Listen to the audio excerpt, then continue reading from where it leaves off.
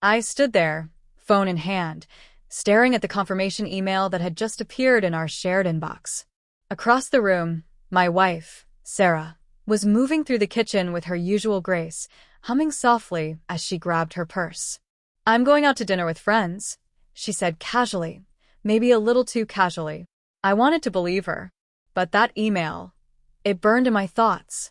A hotel room, booked for tonight, reserved under her name. My stomach twisted.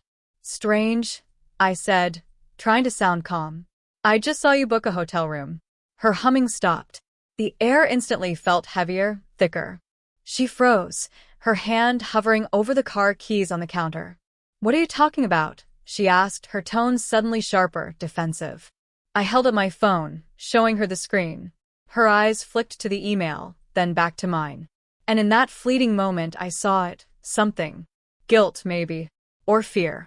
"That's not what you think," she said quickly, but the words stumbled from her lips, lacking the ease and confidence she usually carried.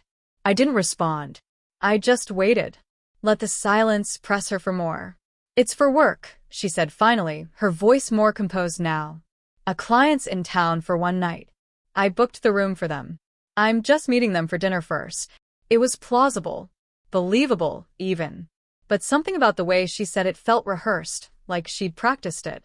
Like she'd been expecting this moment. I nodded slowly, not wanting to escalate things right then. But my mind was already racing. Why hadn't she mentioned this before? And why was the reservation under her name, not her company's? I watched as she walked out the door, got into her car, and drove away. The house suddenly felt too quiet, the kind of quiet that magnifies doubt. I sat at the kitchen table, staring at the email again, trying to make sense of it. Sarah had been distant lately. Late nights at the office. Vague answers about her day. I'd chalked it up to stress. But now, I wasn't so sure. Almost on impulse, I opened my laptop and logged into her calendar. There it was. Dinner with friends, 7 p.m. No mention of a client. No mention of a hotel. I told myself I was being paranoid. But the unease gnawed at me. I grabbed my keys.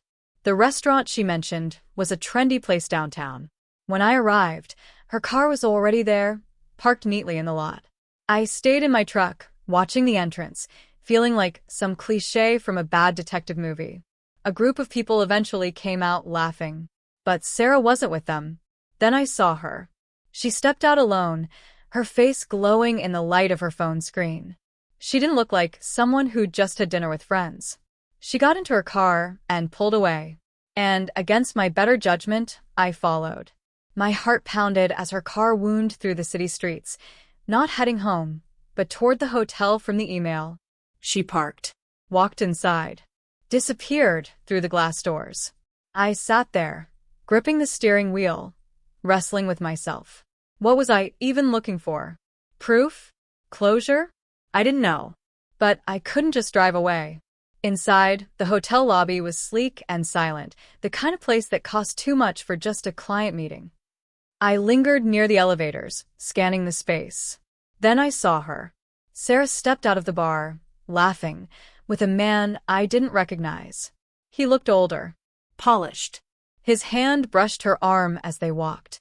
My chest tightened. She hadn't lied about a meeting, but this didn't look like business. I ducked behind a pillar, feeling ridiculous, but unable to look away. They headed toward the elevators. I followed from a distance, my pulse thundering in my ears. They stepped inside. Just before the doors closed, I caught a glimpse of her face, relaxed, even happy. A look I hadn't seen on her in months. I took the next elevator up. Each floor felt like a mile. When I reached the level listed in the email reservation, I hesitated. What was I doing? Confronting her could destroy everything. But turning around felt like surrender. I knocked.